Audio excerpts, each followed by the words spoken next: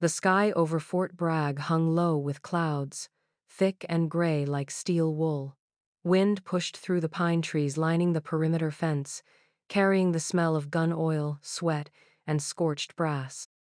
Natalie Cruz stepped off the tarmac with a rolling Pelican case in one hand and her clearance badge clipped to a high-collared softshell jacket.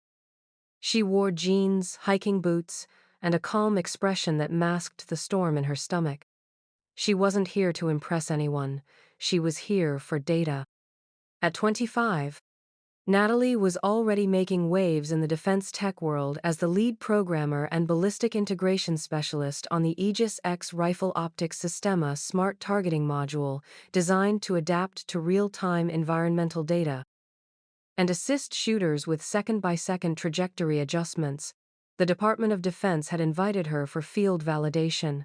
Field validation meant military eyes, military ego, and Natalie already knew this military resentment.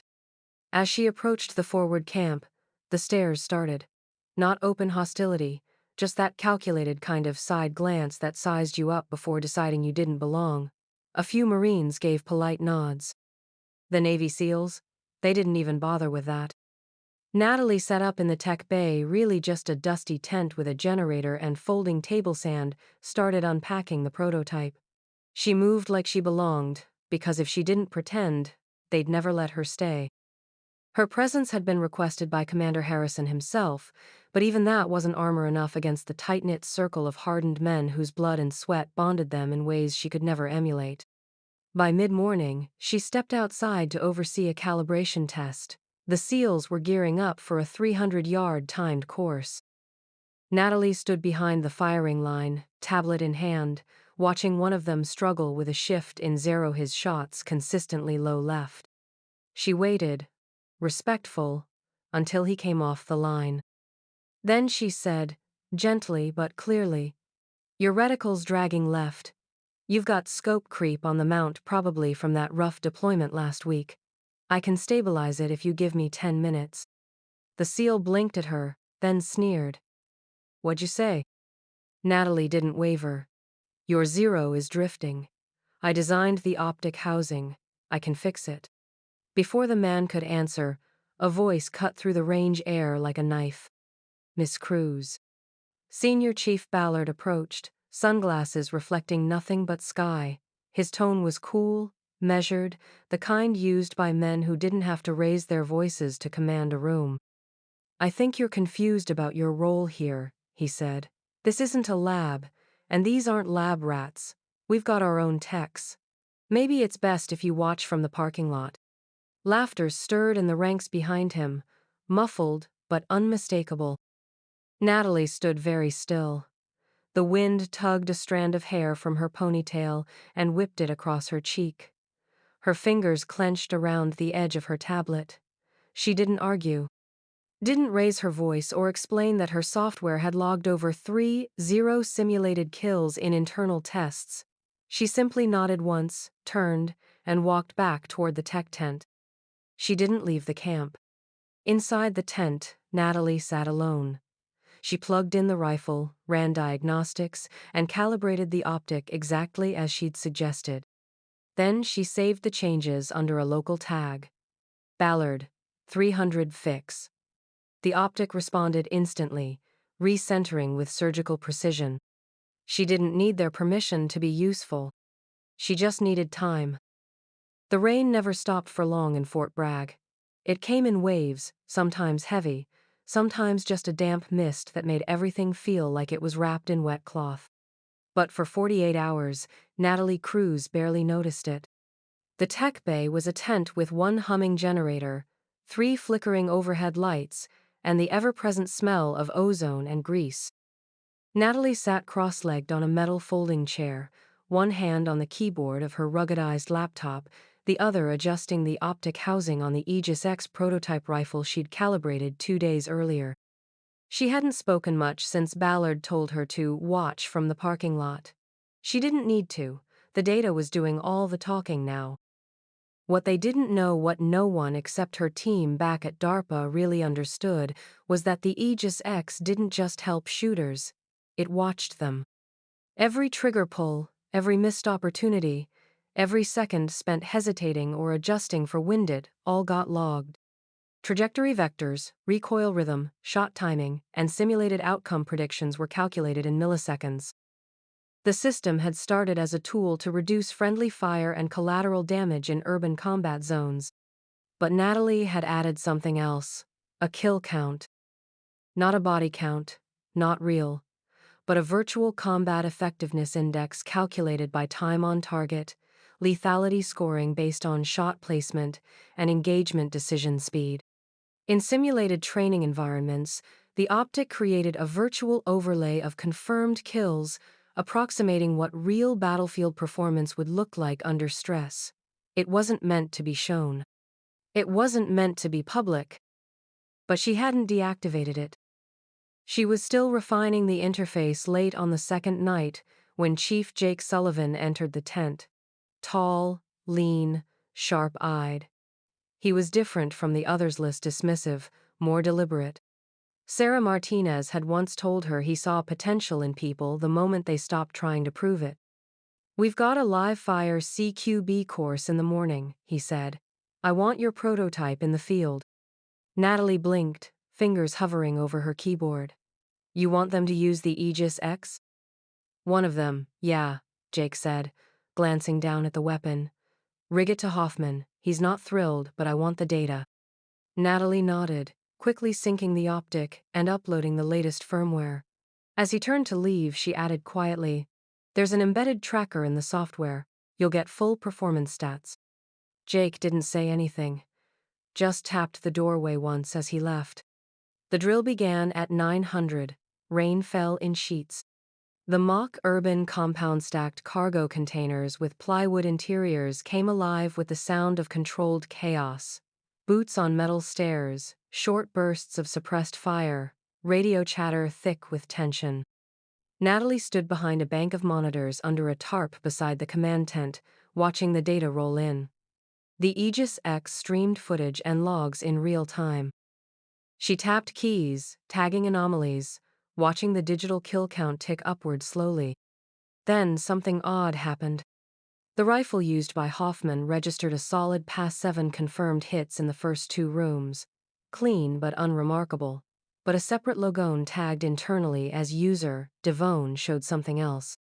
19 confirmed hits. All center mass, all under 0.7 seconds from site acquisition to simulated kill. Natalie froze. She clicked deeper. The log was timestamped from 6:32 a.m., that morning, an hour before the drill, a system check. She remembered now she'd taken the rifle into the kill house alone to test stabilization in low light, fired 3 mags downrange into the sim dummies. She hadn't thought much of it, just wanted to feel the balance, confirm her updates worked. But the system had tracked every movement, every squeeze, every hit. Jake appeared behind her a moment later, damp from the rain, arms crossed as he studied the screen. "Is that Hoffman?" he asked. Natalie shook her head slowly. "No, that's me." Jake stared at the kill count for a long time. 19? All perfect? She nodded. He exhaled. "You weren't supposed to be in the compound this morning." "I know," she said.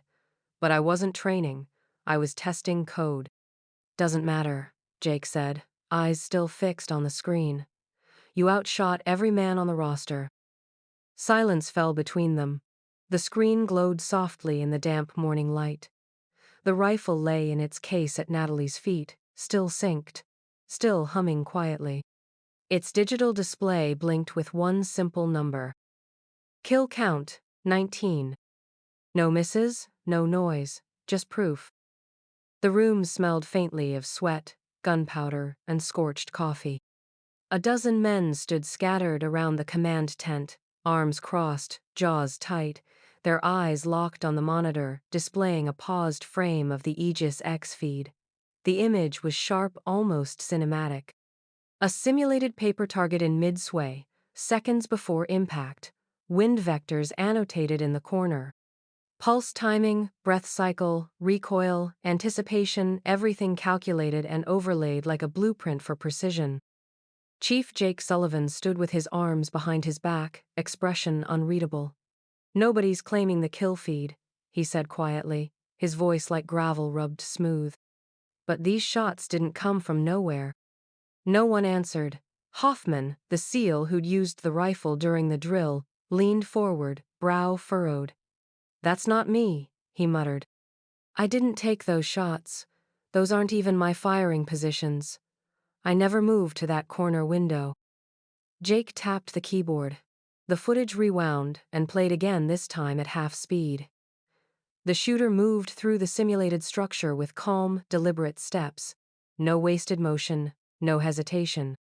The rifle came up, the crosshairs aligned. Bang.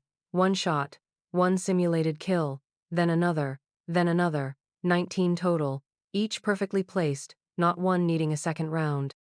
"Wind adjustments spot on," Webb said under his breath, nodding slowly. "Whoever that is, they're not guessing." "Which one of you was testing the gear before the drill?" Jake asked again. "Early this morning. 630. No hands went up.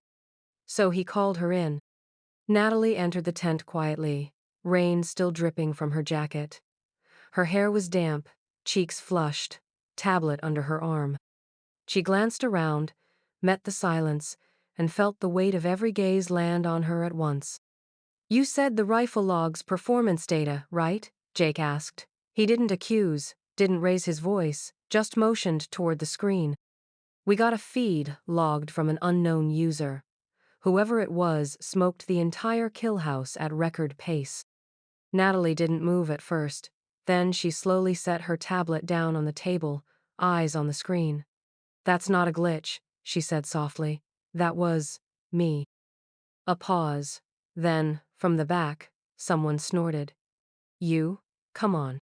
A chuckle rolled through the tent, short-lived and sharp. Jake didn't smile. He tapped a key again and let the footage roll, this time at normal speed. And the room went quiet. The shooter moved like vapor. Smooth angles, efficient pivots, full situational control. No wasted rounds, no hesitation, no fear. Each shot landed with mechanical precision, as if the rifle and the body behind it were built from the same design. Natalie watched her own movements in third person, strangely detached, as if it were someone else entirely. She hadn't realized how calm she looked, how calculated. Jake exhaled slowly. "That's combat timing. Kill zone decisions. Not someone plinking targets." Webb looked over. "Where did you learn to shoot like that?" Natalie didn't flinch. "I built the system to mimic my habits. My movement, my corrections." Her voice was steady now, no longer shy. "The algorithm adjusts to the shooter's profile. I trained it on myself." Jake turned to face her fully. "You trained the algorithm?" She nodded. "Thousands of hours of simulation, range testing, my patterns, my mechanics. But the data? The kill count? That's not simulation anymore. Those were real-time shots. The system didn't just mimic me, I made those shots." Another pause followed. Jake looked at the screen once more. "You're not just a developer," he said finally. "You're a shooter." Natalie looked down at the image of the last simulated target. One round, dead center. Then, met his eyes. "I guess the data doesn't lie." The tent erupted the moment the video ended. She had no authorization to enter the course before the drill. "That's not the point. Did you see those shots?" She could have compromised the training integrity. Compromised? She just rewrote the standard. The voices overlapped like rifle fire in a canyon, sharp and echoing, some filled with outrage, others edged with reluctant awe. Natalie stood still in the center of the command tent, the heat of it all washing over her. Some of the SEALs looked at her like she was radioactive. Others, like she might be the secret weapon they hadn't realized they needed. Webb leaned in toward Jake. "You know the brass isn't going to like this. Civilian walks onto a live course, pulls off tier 1 level shots, and no one knew? That's a reportable breach." "She didn't breach anything," Jake replied. "She ran diagnostics on a prototype system at 630 hours. There were no flags raised because she didn't trigger any. We assumed she didn't belong. That was our mistake. You can't be serious about keeping her in training. Jake didn't answer. He didn't have to. The flap of the tent opened with a sudden gust of wind and rain, and all conversation stopped as Commander Harrison stepped inside. His presence, crisp in dress blues, cut through the room like a cold blade. He hadn't said a word, yet already everyone stood straighter. "I've heard enough," he said calmly. "I was watching from the forward observation booth. The system logs confirmed her shots. More importantly, so did the video. Those were not lucky hits. That was battlefield decision-making." Silence fell again. Even the rain seemed to pause. He turned to Natalie, his expression measured, but something sharp flickered behind his eyes. "Miss Cruz, if I were to authorize a live simulation drill full course, team rotation, no coaching, would you be willing to run it using only your system and your own skills?" Natalie's heart beat once, hard. She could feel every pair of eyes digging into her skin, waiting for her to crumble, to say she wasn't qualified, to admit it had all been a fluke. But somewhere beneath the adrenaline and fear, her father's voice echoed again. "Opportunity doesn't always knock. Sometimes it kicks the damn door open."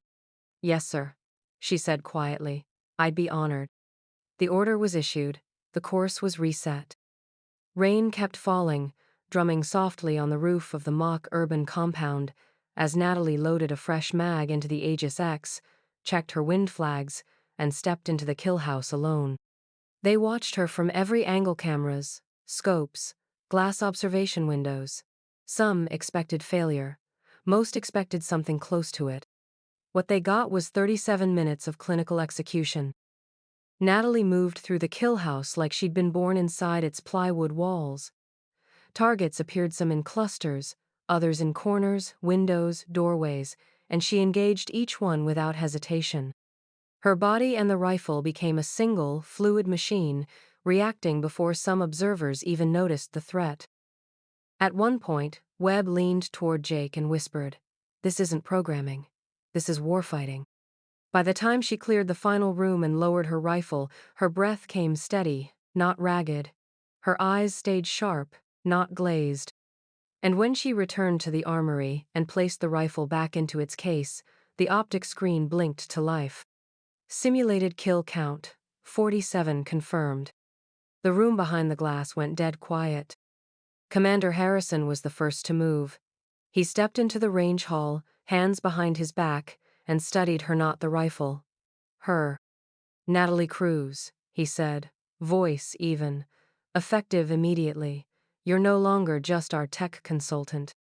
We're extending an offer: combat systems instructor, field access certified, full clearance. You'll report directly to me. Salary package and operational details will be handled through Defense Contract Command." Natalie swallowed. "Sir, I'm not military." He nodded once. "That's precisely why this works. You built a system they couldn't see coming. You taught it to fight like you. And now it's teaching them." She glanced back at the rifle one last time. Not a fluke, not an accident. She hadn't just built the system. She'd earned her place inside it.